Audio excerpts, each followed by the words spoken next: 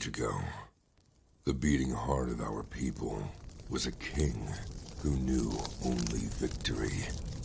He wanted nothing more than an honorable death on the battlefield. Yet, none could match him, and so he wandered the earth, becoming lost in time and tide.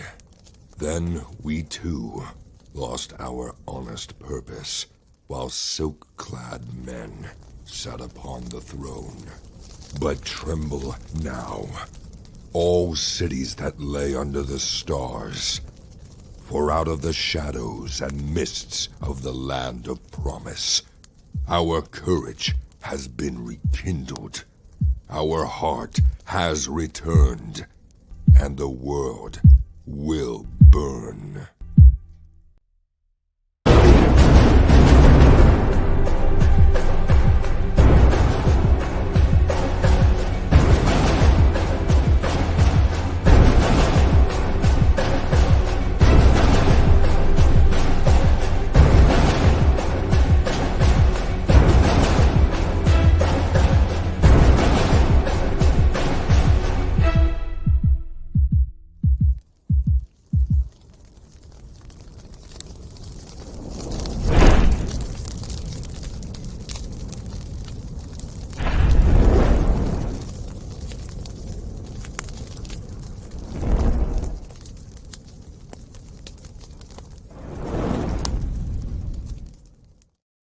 All right, how's everybody doing tonight? Glad to see some familiar faces here already before we even begin. Miss Maria's here, Sarge is here, Manny is here. We got Cartoons, Comics Studios, Randall is here. How's everybody doing? Now, you may be a little bit confused about my topic today because it's actually a fairly broad topic, and it's simplicity will save comics. But I also say, and maybe AI. Why? Because honestly, I think AI is going to promote simplicity. But before I get into any of that and start my spiel about what I want to talk about today, I always have to say that there are 2 links in the description for my 3 graphic novels. So if anybody is new or has not got a copy of one of my graphic novels, wants to go over and see if my graphic novels are for you, you can do so. Click on one of those links in the description and go on over. Those campaigns are open. Also, the general gist of what I usually do here on Wednesday nights is talk about comics just for about 15-20 minutes, and then I will get to everybody's comments in the chat. So if you have any questions at all, either about my graphic novels or about any of my videos, about what we talk about tonight, anything at all, just put it in the chat and tag me, or put a question mark at the end, or both, and let me know that that question is for me. It's not just crosstalk, and I will get to your question if at all possible before we leave.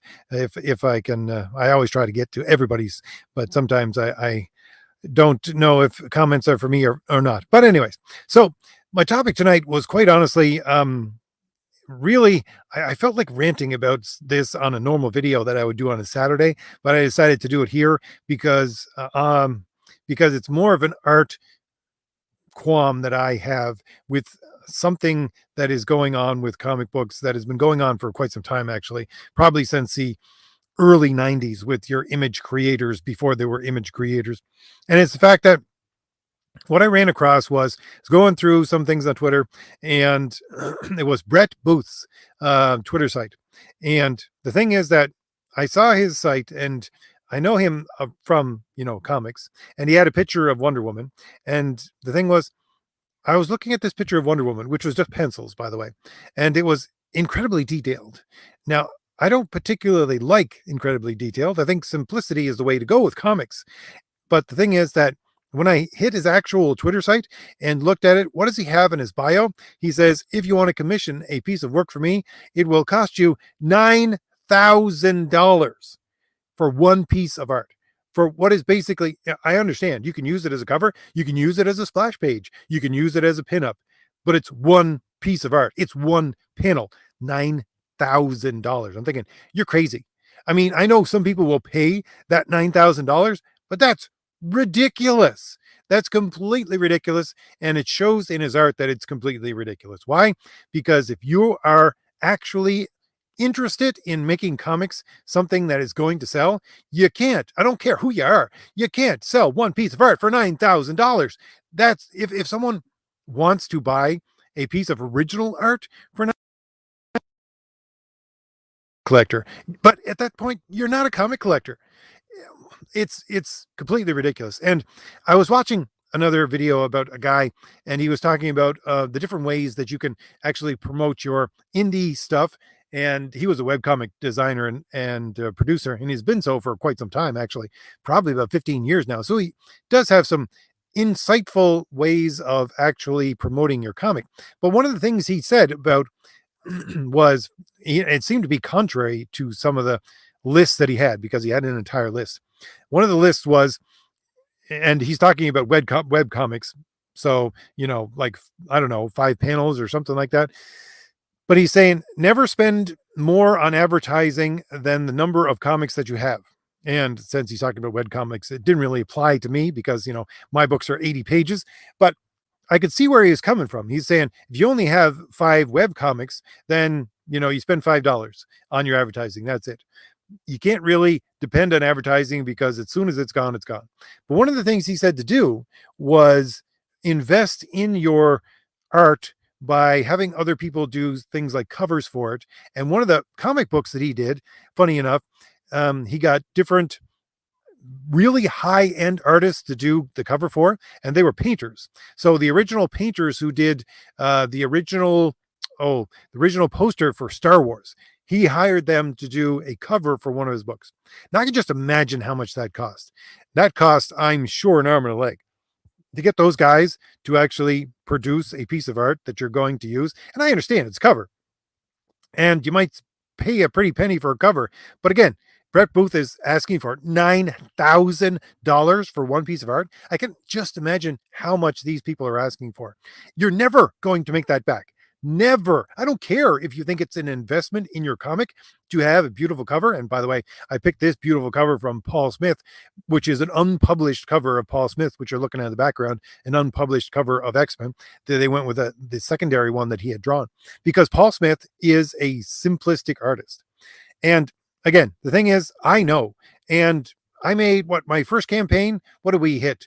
We hit almost $60,000 if you account for other sales other than what I sold on Indiegogo, right? That's a pretty penny. It's not too bad. We almost hit, what is it? Almost hit 900 backers, right? Now, 1,000 backers is where you want to be at. If you want to make everything work, you want to make sure that you can continually do this and do it almost as a job, you need at least 1,000 backers. But it doesn't matter, because even if I was to get spectacular numbers, thousands and thousands of backers, there's no way you're ever going to make back $9,000 for a cover. You're never, ever going to make it back, no matter how many books you sell. No, unless you're selling it to, like, I don't know, Amazon or something like that, and they put out 10,000 copies of it. But at that point, it's not you, it's the people who are publishing the book. It's the publishers. That's an entirely separate beast than actually, creating comic books, and especially comic books today, which have to be crowdfunded and all these kinds of things. But my point being that simplicity is the key to sequential art. It is the key to comic books. Why? Because you need to churn these things out. It is art as a business, quite literally. They're taking art and they're putting it down on the page as quickly as possible so that you can get somewhere close to the standard, which is 22 to 24 pages a month. That's the standard. Okay. Not a lot of us in the indie sphere are actually coming anywhere close to that standard. But the point is, it's the simplicity of your artist and the ability to crank out that much work within that short a time that makes comics a thing that everyone is going to look at and say, yeah, I want to be a part of that, because it's a story that draws me in month after month or every second month or something of the kind. And if you're going to have someone like Brett Booth, who, yes, I understand that he's charging $9,000 for one piece of art because it's so incredibly detailed. That's just ridiculous. It doesn't need to be that detail. If you want to detail everything to that extent, go become a illustrator for, I don't know, a bird watching magazine, or I don't know, bird watching encyclopedia, or go draw dinosaurs for some kind of um, I don't know, Discovery Channel or something like that. That's what you're going to have to do, because detail to that extent is not something that you should have within. I don't know, maybe it's just me, but you should not have within comic books, if you ask me, because the whole point of comic books is churn it out. You need to have spectacular art like this piece of art from Paul Smith in the background, which Paul Smith is extremely good at blank spaces. And it's not negative spaces, it's blank spaces.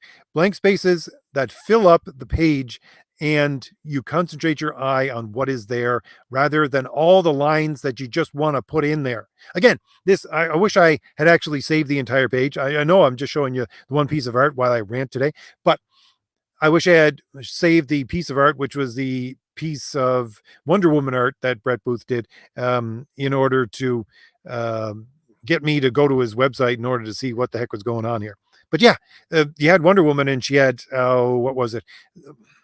Bandages around her legs. And every bandage was completely detailed with tiny little marks on it and everything else. And so, yes, if you're going to put that much detail into it, I can understand why he wants $9,000 for a piece of art, but that is not comic book art. And I'm sorry, if you're drawing Wonder Woman, that detail does not need to be there. Once again, if we're talking comic books here, this is a story. It needs to be a story. That's why it's a book. I mean, you need to have art which is in sequence in order to tell a story. You're not telling a story with all of those lines. All of those lines are there not for the reader, not for the comprehension, not for the story itself, but because you think a little bit too much of yourself as an artist. Pure and simple, as far as I'm concerned. And this is the death of comic books, and why I say it started in the 90s with the Image guys, because that's the exact same thing that they wanted to do. And there's tales of people that, like Rob Liefeld, creating books with these giant splash pages and double splash pages, because their initial idea was, I'm going to make this splash page and I'm going to keep these pages for myself. I'm going to make sure Marvel gives them back to me, and I'm going to then sell them on the market for, thousands of dollars. Okay, you want to do that? Go become an illustrator. I don't care. Get yourself out of my comic books, because you're not actually creating a story and a storyline which is going to be an enjoyable comic book. And for the life of me, I love New Mutants, and I did find some bit of, I don't know, solace in the fact that Rob Liefeld took over New Mutants and then turned it into X-Force, because it had really gone downhill from its first run in the run prior to what Rob Liefeld took over. But at the same time, those books, as far as I was remembering from reading them, it was like 5 minutes worth of reading at best. Why? Because all these giant splash pages. Again, you're not serving comic books by doing such a thing. And this is why I wanted to get into the idea of AI might save comics. Why? Because simplicity may save comics. And I think AI is teaching people simplicity. And the thing that I see going on right now is that AI is getting better and better. I don't think it's something that should be used to create comic books in any way, nor do I think it's even possible. Someone had asked me that question, I think it was last week or 2 weeks ago, and it's because of the fact that you don't own that art. You just don't. There's already some basic court ruling saying if you actually create, so-called, by putting in prompts, a piece of AI or a piece of art, create a piece of AI art with prompts, it does not belong to you. It doesn't matter where you get it from or how many things you sign or anything else. It doesn't belong to you. It belongs to the people who created the AI, and they're the owners of that piece of art. So no, comic books, the future of comic books is not AI, but I think the future of people learning how to draw in ways that is going to be in service of comic book art and good sequential art is going to come from AI. And partly because, well, one of the factors in this is something I've gone over on my channel a number of times, which is the fact that you have these art institutes and art colleges now, and they're just heavy progressive, just ridiculous ideas that they're trying to put forward. And it's more about It's more about their artistic bent than about art itself. It's certainly not about beauty, and it's certainly not about making sequential art for a comic book, which again is a combination of art and sales, a combination of art and your ability to sell a story, because that's what it's supposed to be. You're not getting any of that from the colleges or from the places that you're going to learn these things like the Eisner Institute or whatever it else. But you have these people in the indie sphere who are self-taught, and they're beautiful artists, and they're great. They're people who could equal at the very least Brett Booth in his ability to create a piece of art. And that's the thing. Why in the world would I spend $9,000 on a piece of $9,000 Brett Booth art when I could go on a hunt for a good artist, find one within a day that can do the exact same thing, and I could probably pay him 1/10 of that at the very least and get a equally detailed piece of art. And I understand completely the reason why you try to do that with these people is because their names are out there and their names are then attached to your book, and the people who follow their names of this artist, whoever it may be, then they may come and buy your book, and then you make some extra sales. But again, I'm going to tell you right now, here and now, I can guarantee you that many people that are coming over because they want a piece of his art and they're going to buy your book, you're not going to make back $9,000. You're just not. But again, since you have these people who are self-taught, and since you have these people being self-taught because the places where you traditionally learn art aren't focusing on anything that's going to be in service of comics, then where are they getting their instruction from? Well, right now, they're getting the instruction from various books and a lot of things on the internet and a lot of advice that doesn't actually pan out. But I think, is going to become the new teacher within the next 10 years of the people who are, I don't know, 8, 9, 10 to 15 years old and want to draw something. They're going to go to AI and they're going to say, okay, show me how to do this, that, and the other thing. And I can do it now. I can go to an AI and I can actually put in prompts, and I've been testing these things out, right? And some of these sites, they do comic book art as one of the prompts, as a default prompt. And I will go to the default prompt of comics and I'll put in a whole bunch of, well, whatever you call the prompts that are all together. You put in the exact same amount of prompts, and then I will generate hundreds of pictures on this one string of prompts. And what happens?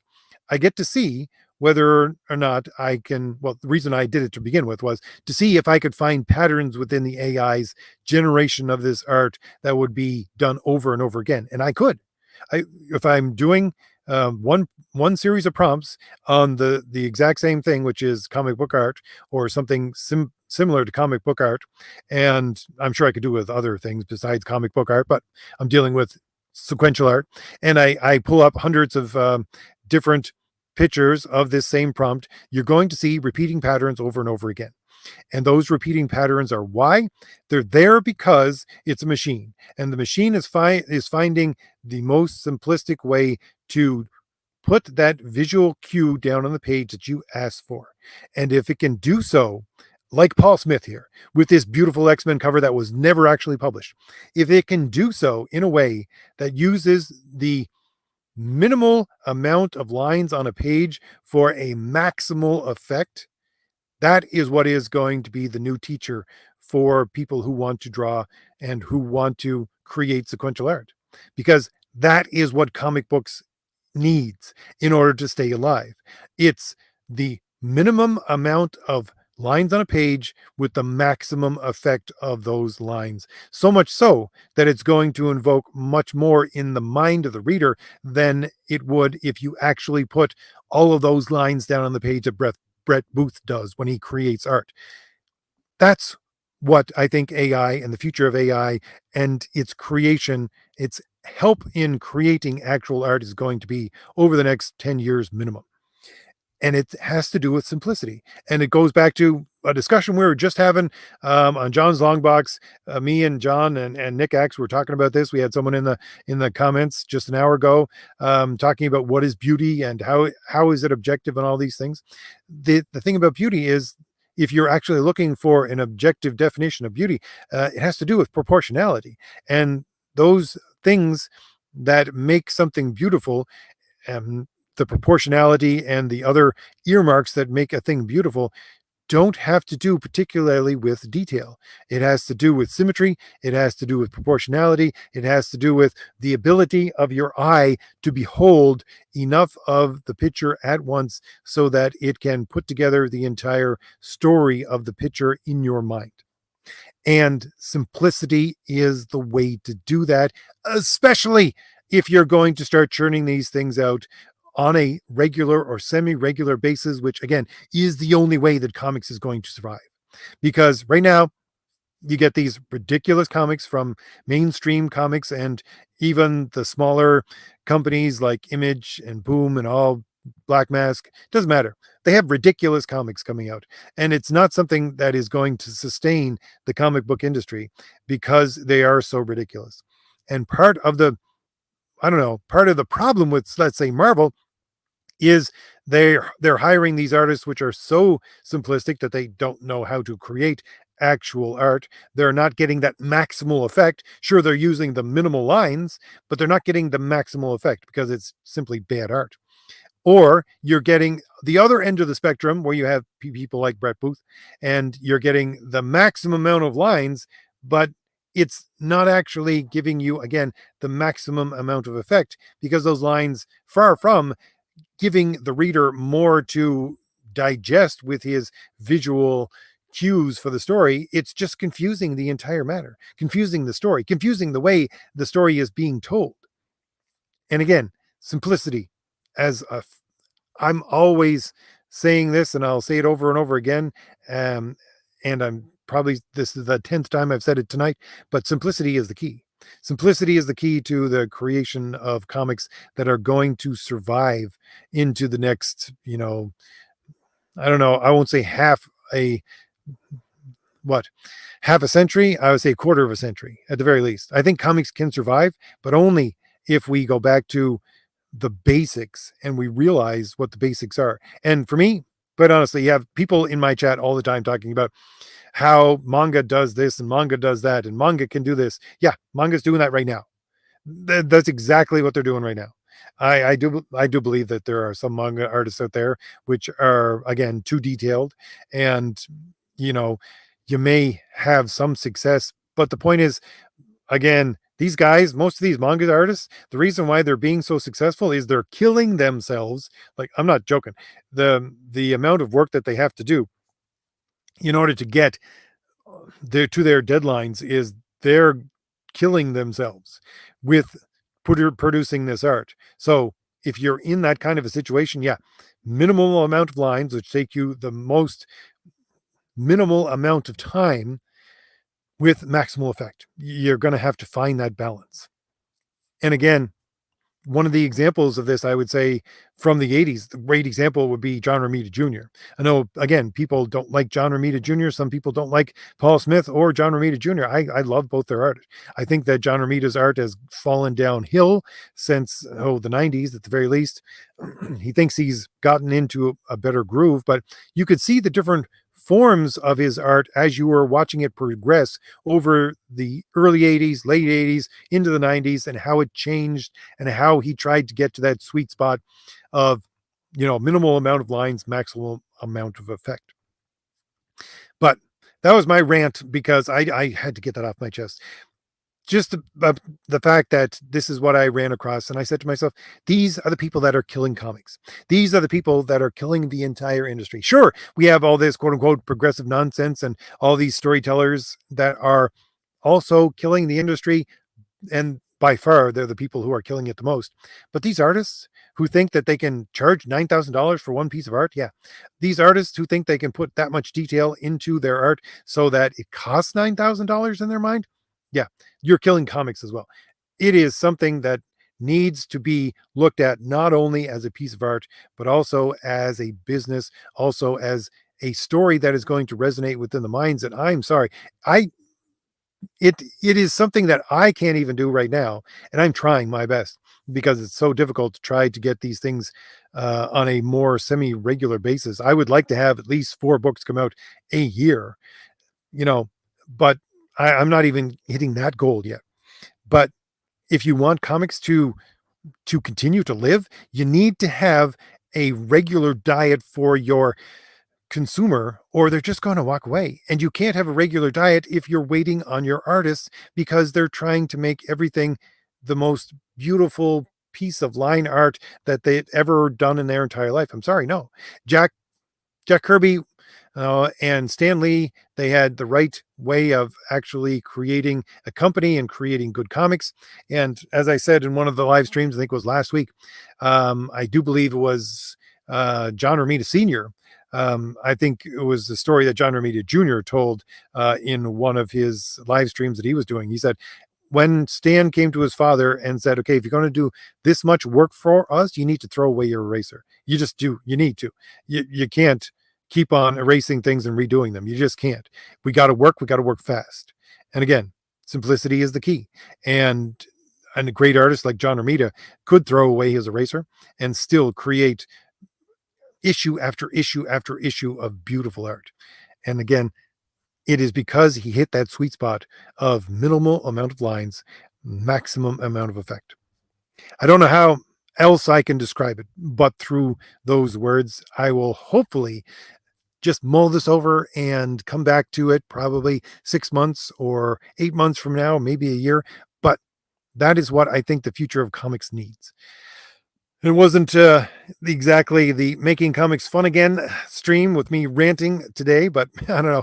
Maybe some of you guys find my rants more amusing than anything else. So let's see who's here, and we'll try to get through these comments and see if anybody agrees with me at all. I know that maybe we have a few people in the chat who will not agree with what I have to say tonight. So who was here first? Well, Tony was here, so was Sarge and Manny. I had said hello to them at the first. Miss Maria is here. Cartoon and Comic Studio. Who else we got? Oh, good heavens, I gotta go. My the chat is so long that it's jumping all over the place for me when I'm trying to get down. Let's see. Strictly Jake is here. Vaz is here. Let's see. Oh, Sound Engraver's here. Great to see. You know what? I completely forgot to ask anybody at the first of this stream if you could hear me, and I hope and pray that you can hear me. Otherwise, I've been ranting for the last 28 minutes to myself. Let's see. Cartoon and Comic Studio says, I'm working on a children's book company, and for the last month they have been turning the HR department. I am in such peace. Oh, cold, even put at t-shirts with, I don't know, that your comment went a little bit off the rails there, Comics and Cartoons. I'm not entirely sure what you're trying to say there. So George is here. Miss Maria says, I'm so tired of trying to keep track of who's alive and who's dead in DC Marvel Comics. Alive, dead, who knows what. Yeah, well, here's one of the things that you'll get with my comics. Dead is dead. Sorry to one of my characters who died in the first issue, with some people like, but for me, dead is dead. Let's see. Sarge says, scrolling down. What was that? No, that's not a comment for me. Let's see. Scrolling down. Yeah, Miss Maria, $9,000 for one piece of art. $9,000. It's ridiculous. Let's see. Scrolling down. Sequential Treasures is here. Yep. Sequential Treasure says prices for original comic art have gone crazy ever since the pandemic. Yeah, and here's the thing. Again, I'll have to say that sequential. Let's put. Let me put up some beautiful art in the background. Not mine, but we'll just put up some, I don't know, panels from Batman or something like that. So I'll give you a little bit something more to look at as I talk. But Sequential Treasures, you're completely right. It has blown up, but those people are not comic collectors. I mean, there might be comic collectors on the side, but that's not comic collecting. That's art collection. You want to go collect art? Go ahead. Buy the Mona Lisa as far as I'm concerned. I don't care. But and put it next to a piece of Todd McFarlane art. But That's not comic books. It's not. So it's not helping comic books. Let's see. Scrolling down. George says, if I'm spending 9,000, it better be Amazing Fantasy number 1, number 15. Yeah. I don't care. I honestly, I see every once in a while. Well, I used to go into my comic shop. It's closed down now. The one that's closest to me, anyways. And the other one that's close to me is a woke piece of garbage, which I won't go into. But the thing is that I could see every once in a while these indie comics, and they were coming out from indie publishers, and they would have, Art Adams covers. And I'm thinking to myself, I don't care how many books you sell. You're not ever going to get back the amount of money you spent on that cover. It's just not happening. It doesn't matter. You're trying to bring these people in because they'll buy the Art Adams cover and then hopefully read your book and then become a fan. Honestly, it might work that way 1 in 100, 1 in 1,000 maybe. I don't see you ever making back that kind of money. Scrolling down. Random is here. How you doing, Random? Let's see. Sarge says, RJ, 9,000 will get you a good V-tube model and mocap rigging. I know what V-tubes are, but I have no idea what the rest of that is, Sarge. Let's see. Scrolling down. Scrolling down. So, Cartoons and Comics says 9,000 for one panel. Geez, I got paid $30 per page for editing and even for helping with the art. Yeah. So I understand cartoons and comics. Yeah. They're, like I said, you can find people out there, I'm sure you could probably pay them $300. And you just got to know how to look. Yeah, I understand. I'm a researcher. That's what I have done for, decades and decades. So apparently I have skills. I can go find these people, but I can find a person who is as good as Brett Booth for $300, most probably, to do the exact same amount of work that he's going to do. It's just the fact that his name is attached to it and people want to have his name. But again, that's not going to generate good comics. That's not going to generate the sales you think it's going to generate, no matter who you are. Scrolling down. Baz says, someone asking for that much is sending a message that he doesn't want to draw. That's a good point, Baz. Let's see. That is Paul Smith, who did the cover. RJ is showing, yes, Paul Smith. Beautiful. And again, unpublished art of Paul Smith, because they went with the cover where it was just Angel basically nailed to the wall and a rat in the foreground looking down at him, which is, I can't remember the number of issues. It was basically in the Morlock tunnels for the X-Men. Scrolling down. Sequential Treasure says, Mark Bagley is good at what you're talking about, RJ. True enough. I agree. He's not, I don't know what it is about Mark Bagley's art. I find it more than competent, to be sure, but it's just something about it. I don't know. It doesn't rub me the wrong way, but doesn't invoke feelings of awe to me. It just doesn't. And I don't know why. In my mind, it has too much of a rounded edge to it. But at the same time, I love John Byrne. I love George Perez. They have rounded edges as well. I don't know what the difference is. I can't put my finger on that one. Let's see. George says he went to drawing Razor after his run on X-Men, which was not that long, kind of shame. I have no idea what you're trying to say there, George. I don't know who you're talking about. So let's see. Scrolling down. Cartoons says 22 pages is 9 times 22 plus the cover, which is $198,000 per comic. Yeah. Let's see. Yeah, exactly, Sarge. Draw dinosaurs for Universal Studios. Exactly. You want to be that detailed, go draw dinosaurs or something like that. Miss Maria says, are you talking about simplicity in art or plot simplicity? I'm talking about simplicity in art, quite honestly, and how it has to again, we have some beautiful art here in the background from that JLA run. That's simplistic art, and your art needs to serve your story just as much as your story needs to lean on the art, and simplicity in the art needs to be there. Let's see. George says, a good example of Paul Smith cover RJ is showing right now. I mean, the artist is barely trying, but look at the detail. One of the things about Paul Smith is how he puts in, again, minimal amounts of detail. One of the things that I did an entire video about was the greatest fight scene in all of comics, which was Paul Smith's Wolverine versus Silver Samurai, which is slightly before this X-Men that I'm showing on the screen right now. And one of the things I noticed when I was doing that video and showing the entire scene in the background, because it's a completely wordless fight scene that takes, I think, 3 pages, maybe 4. So you're following the art, which is the only thing telling the story, and it is Paul Smith, which is simplicity itself, but you're able to pick up how every panel translates into the next one. And one of the things that he does is his backgrounds are completely bare.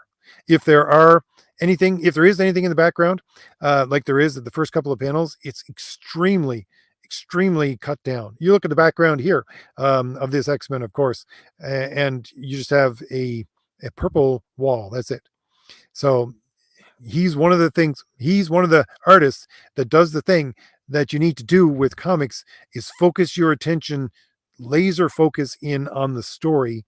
And then once you have the ability to take the reader's mentality, his entire focus, and put it on what is going on within the movement of that storytelling through the art, then you don't need to put backgrounds in there. If anything, the backgrounds will take away from your storytelling. So yeah, I agree completely, George. Let's see. Tony says Liefeld is overrated. Agreed. George says, I have to disagree. RJ, Brett Belvis was a great artist who did New Mutants before Rob Liefeld. Yeah. I could never get into his art. I don't know why. It reminded me of, I don't know, Mad Magazine kind of art, which for Mad Magazine works great, or Cracked or Crazy Magazine. It'll work good for those kinds of publications, but I just couldn't get into it as if we're talking about the same artists, because I don't know all the artists from the New Mutants run off the top of my head, but I think I know who you're talking about, and I just couldn't get into his art. I really couldn't. Miss Maria, he still can't draw feet. Rob Liefeld, yes. Let's see. George says he was the artist that did Follow the Mutants and Inferno for the New Mutants. Yeah, I agree. And then yes, if you're telling me that's exactly what you need to tell me, George, because that's how I categorize things in my head according to story arcs. Yeah, I could never get into his art. I just couldn't. Let's see. Scrolling down, and Sound of Graver says art college doesn't teach you how to sell your art. Exactly. Yeah, art college, I understand you want to do it to become an artist, but at the very least, they should offer some courses in, I don't know, financial literacy or something. I don't know. Let's see. George also says, sorry, RJ, have to disagree with you again there on the Filipino artists out there who are way better than Brett Booth, who will do the cause for 1/100th of this price. Yeah. No kidding. George, you are completely right.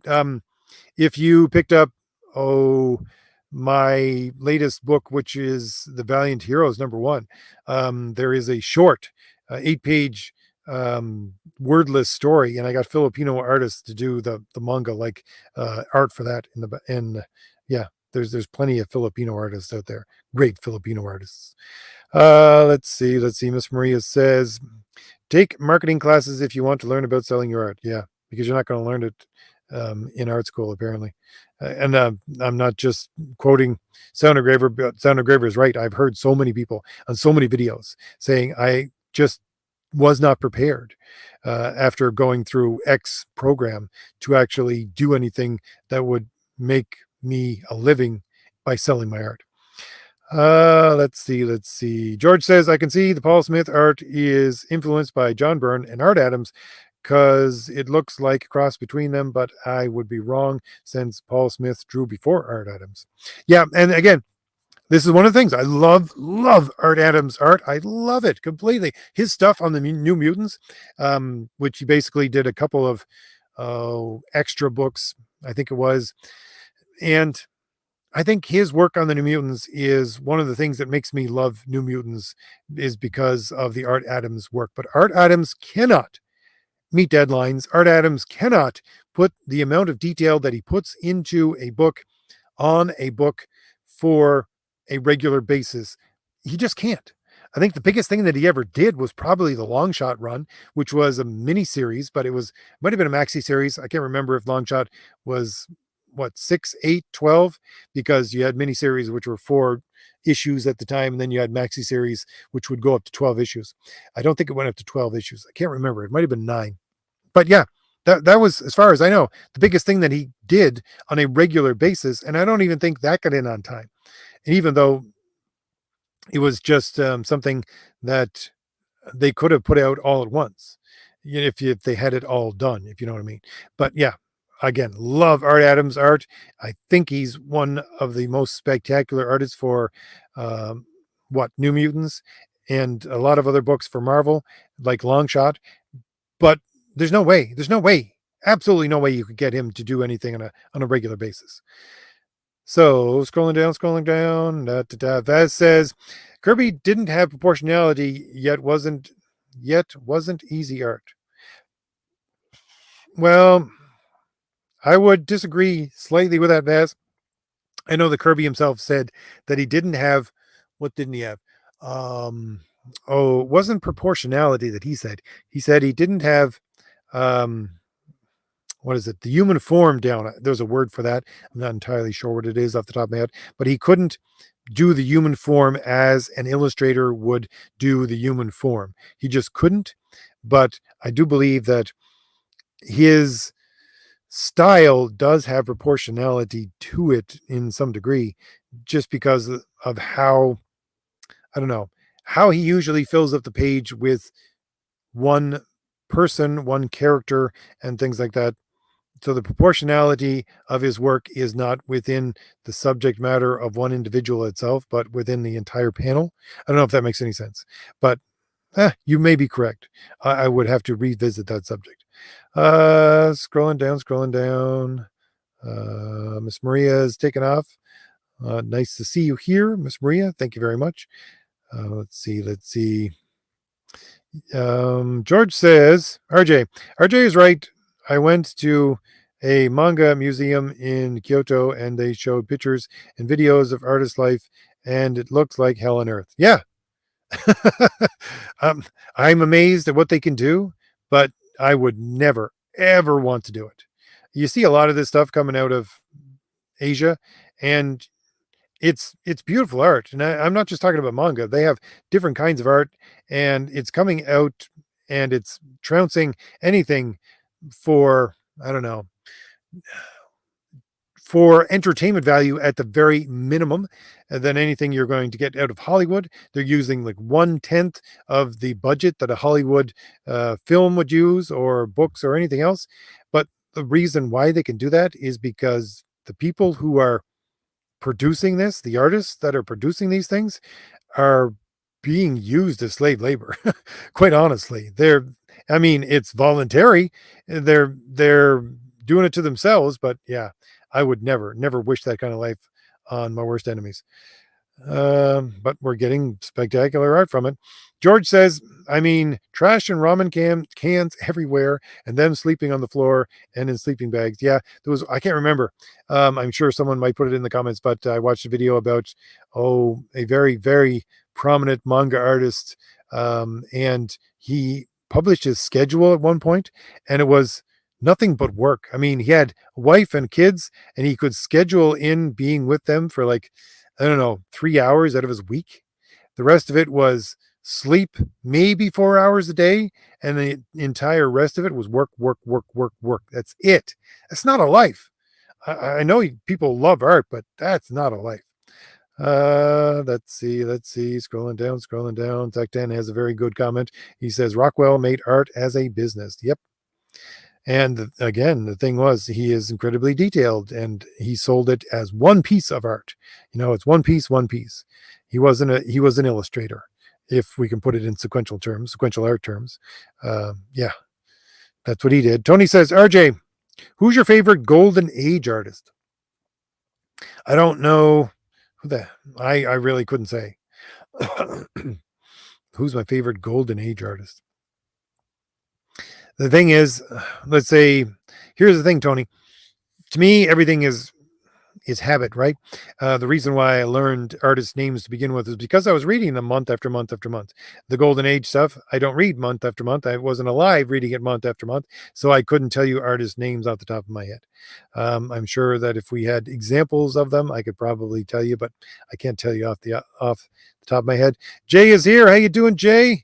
You're late, but you're still here. Glad to see you, Jay. Right, we got a couple of other people in the chat here. The Lugia, LUGIA 06. I don't know how exactly I'm going to pronounce that, but thank you very much for showing up. Warren the Archangel is here. Glad to see people still streaming in at 46 minutes into me ranting and answering comments. Let's see. Scrolling down. Stress level is here as well. Jeez. People are just pouring in. Let's see. Vaz says, what's your take about using computer assists for clutter in a panel like a car, a desk, or a building? Well, here's the thing. I'm not two minds on that, Vaz. One of them, again, being that simplicity needs to be the key word, if you ask me, if you're talking about sequential art. So clutter is something that should not be there. It just shouldn't. If you have something in the background, it should have part and parcel in the entire story. It should be there as a story element going to be used. Again, what's the old line? If you show a gun in the first act, you better use it in the third. So I don't think clutter is something that should be there. At the same time, I don't see computer assisted creation of background images as any different from what you would have in olden days, because what people like Jack Kirby and the rest of them used to do is they would have books and like a library full of books in back of them. And if they would have to, let's say, draw something that was out of the ordinary that they're not used to drawing, they would pull down a book that was on their shelf, which was a compilation of some things, and they would take it out of that, and just that's what they use.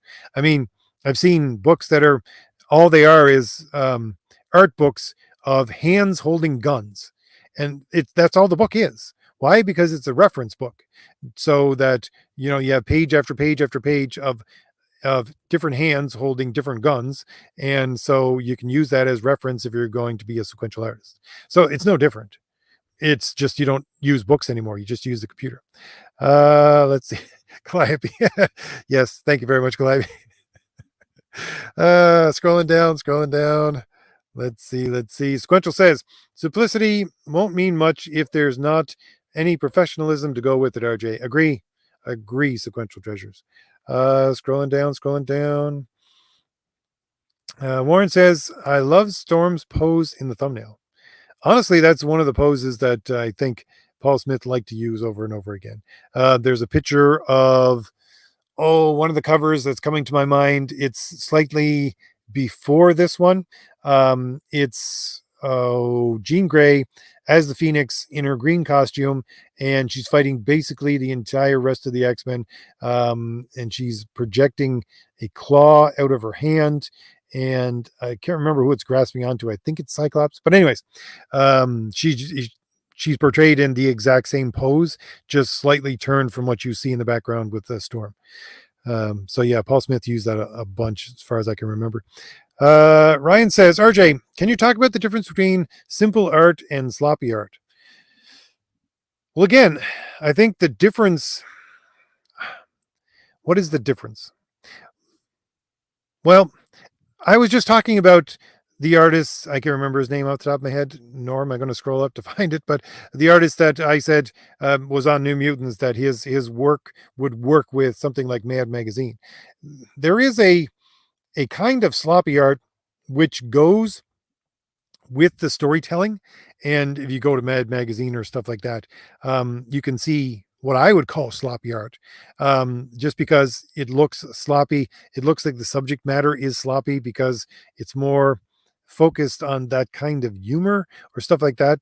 So yeah, if you're talking about that kind of sloppy art, I think it has a place, and usually it does have a lot of detail in it, um, in order to, I don't know, pull out as many lines as possible and make it look not quite grotesque, but on the edge of grotesque. That's one of the funny things about, you go back to humor, right? Why do I still have my headphones on? Because I was talking to John like an hour and a half ago. I forgot to take them off. But what was I talking about? Sloppy art. What was it? Oh yeah, one of the things that one of the standard rules of when you draw beautiful women is, when you draw a beautiful woman, use as few lines as possible when you're certainly drawing her face, but really when you're drawing even the rest of her body. Why? Because the more lines you put in, the more grotesque they look, the older and less beautiful they look.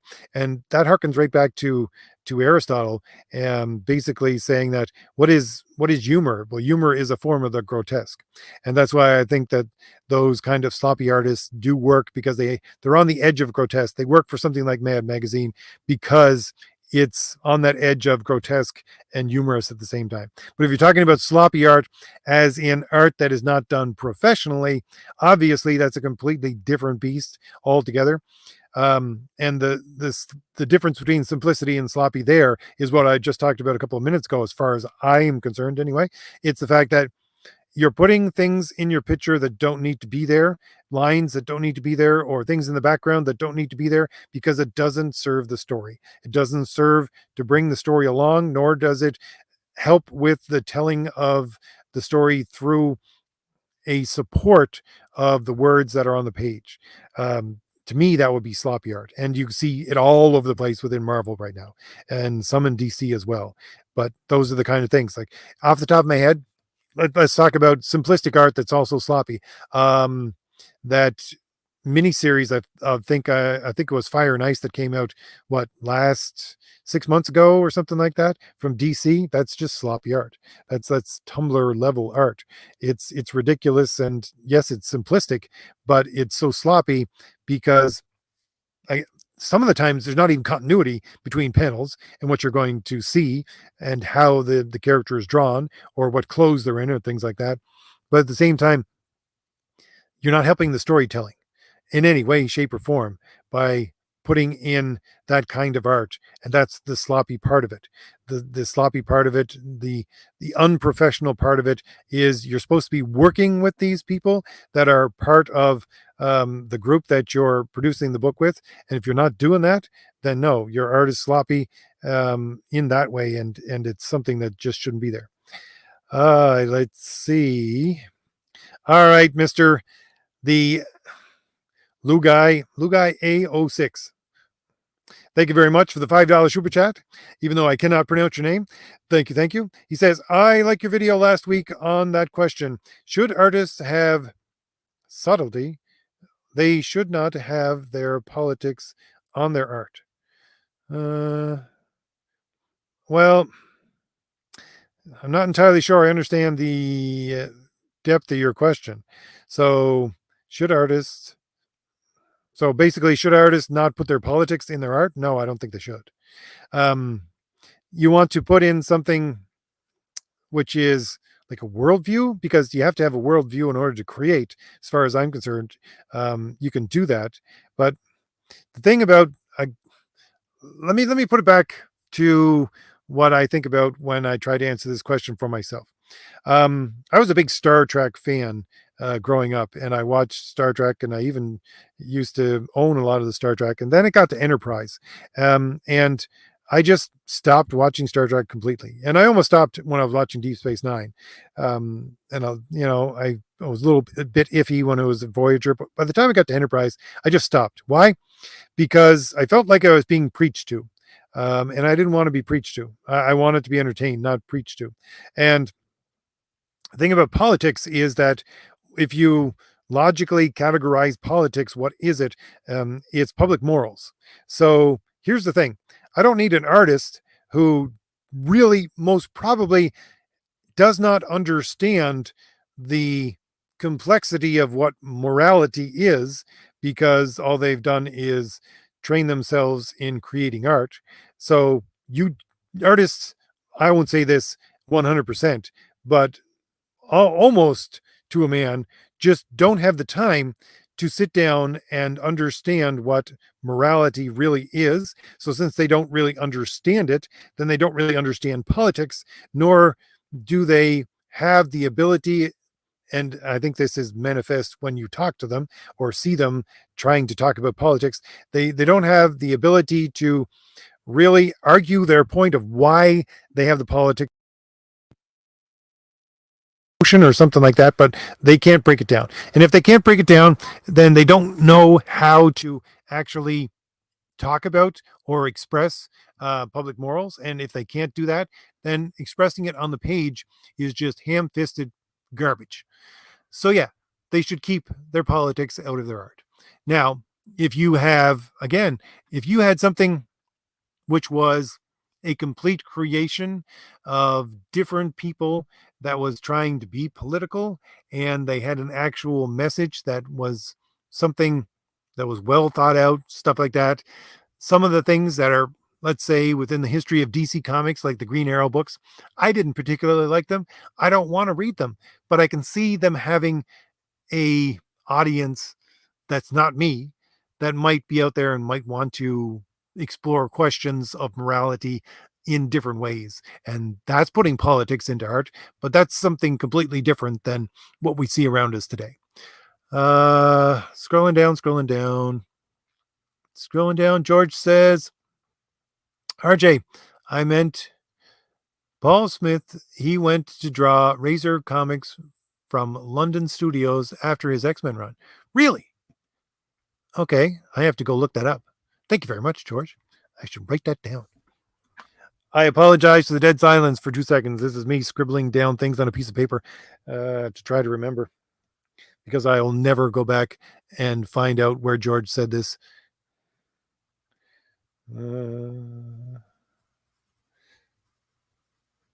Thank you very much, George.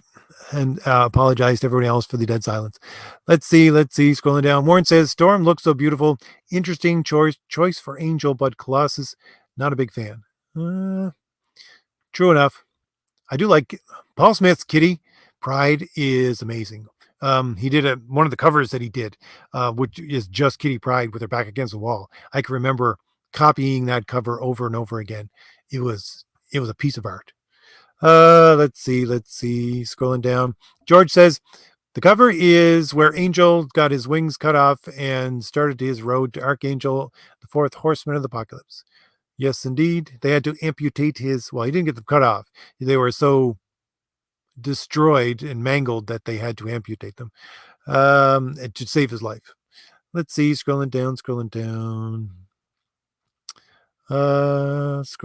Tony says, RJ, what are your thoughts on Fave Stevens Rocketeer? I'm not sure what run of Rocketeer that is off the top of my head, Tony. Is that the original Rocketeer? That is he the I don't know. I don't know that name off the top of my head, but the Rocketeer comics, I'm not completely familiar with them either. I'm only slightly familiar with the character through the movie and through what I've seen online, which aren't full books. So I really couldn't speak to that.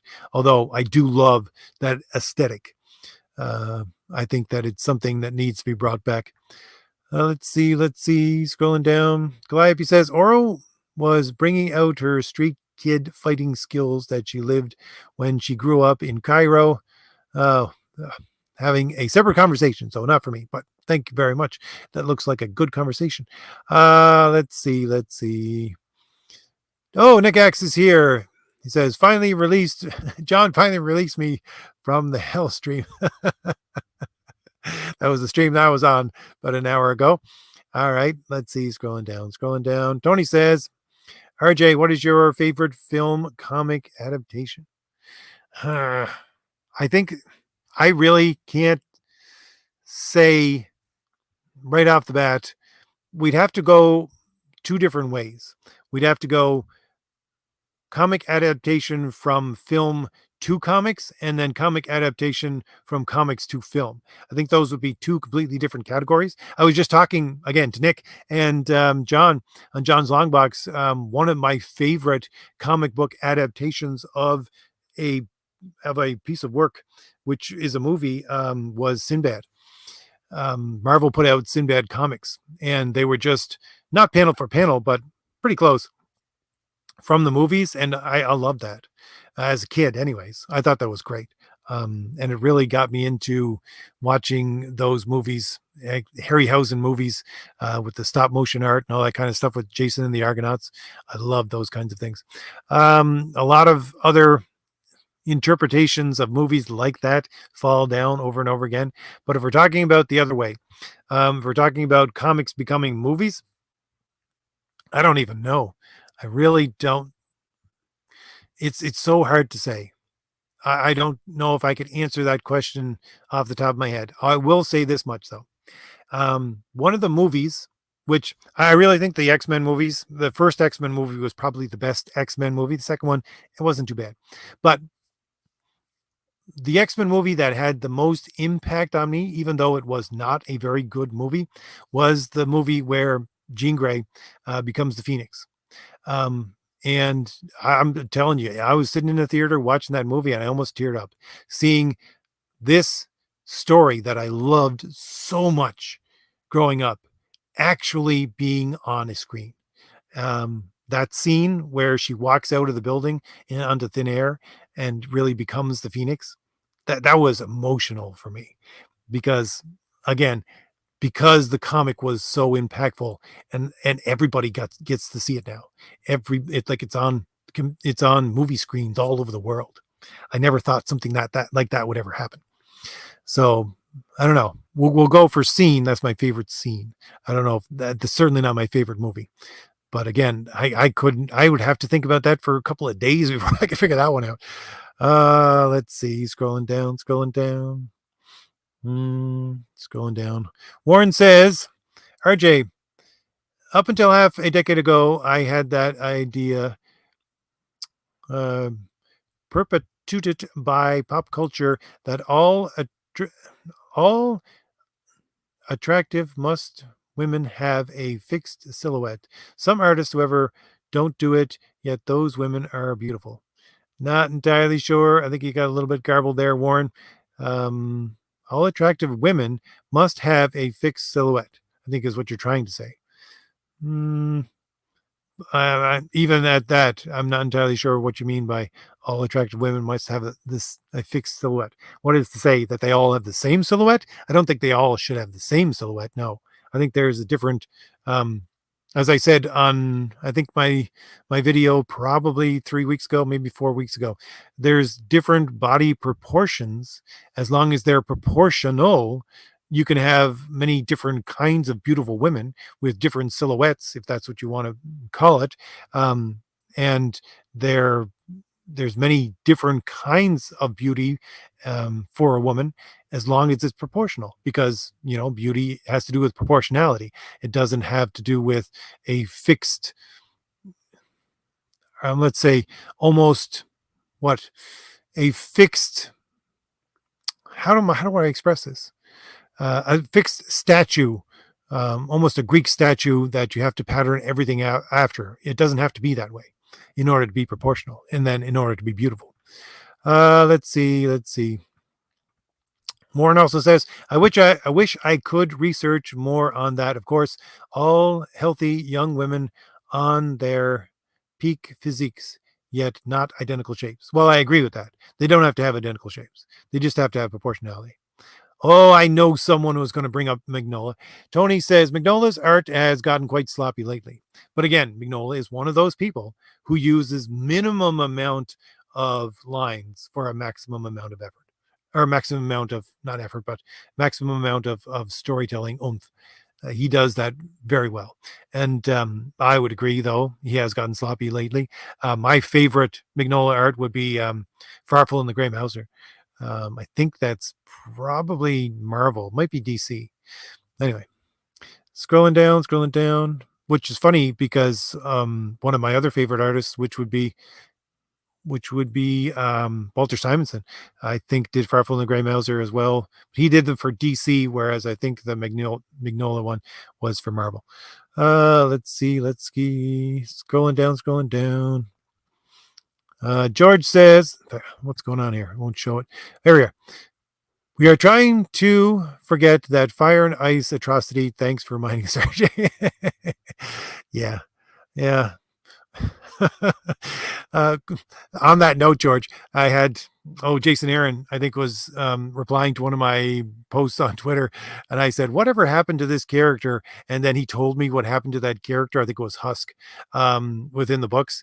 And I said to him, can I go back to not knowing now? Because I did not want to know that. I just didn't. I wanted to block that from my mind. So Vaz says, the art Deodato Jr. did in the past was good, and one point he changed, and to be mostly people in shadow. Silhouettes is a good way to tell a story, but sometimes it only works with, let's just say, a very distinct form of storytelling, like what I'm doing with Fade to Blue, which is a film noir kind of use of shadow and light. Let's see. Scrolling down.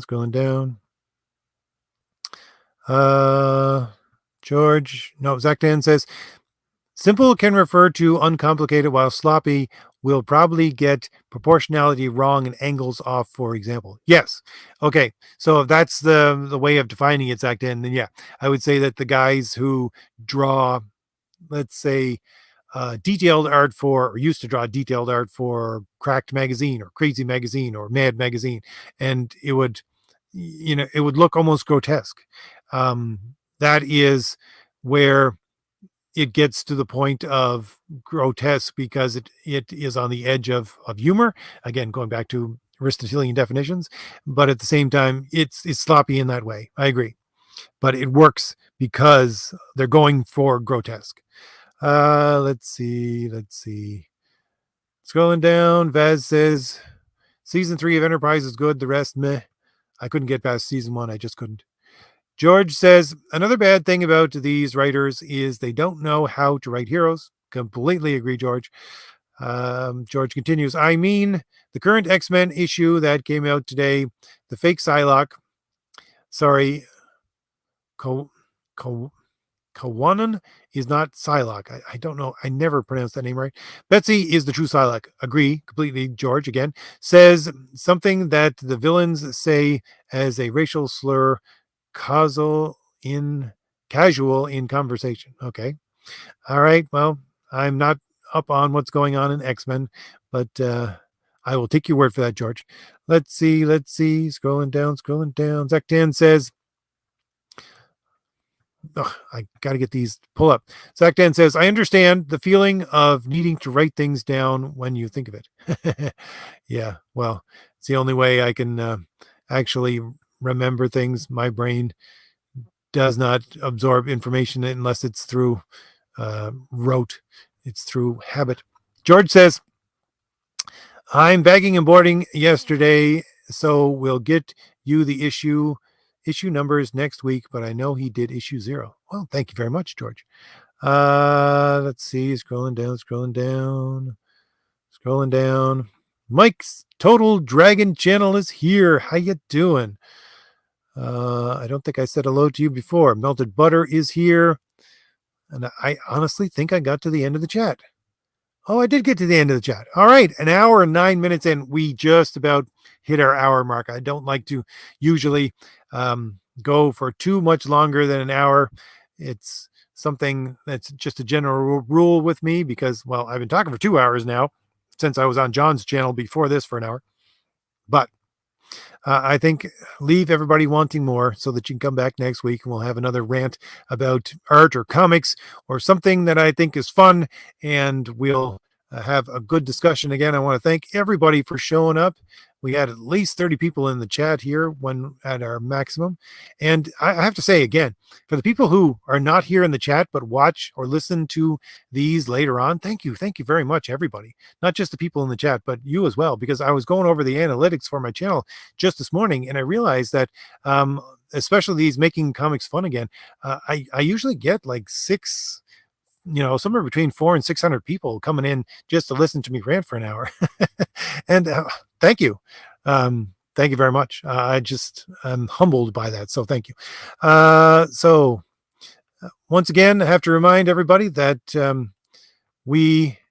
I have links in the description for my 2-3 graphic novels. If anybody wants to take a look and go over there, if you haven't seen them before, take a look at some of the beautiful art of my graphic novels, and I'll give you an example of that with the short trailer of Crom the Destroyer in just a couple of moments.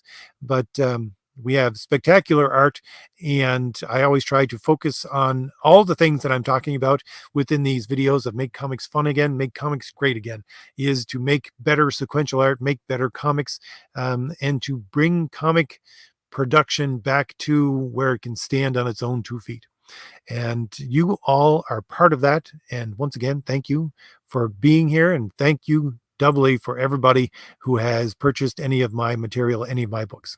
All right, so I will see you all again next week, possibly on Saturday if you show up for my Saturday videos. And I will leave you with the 45-second trailer for Crom the Destroyer, and I'll say goodnight.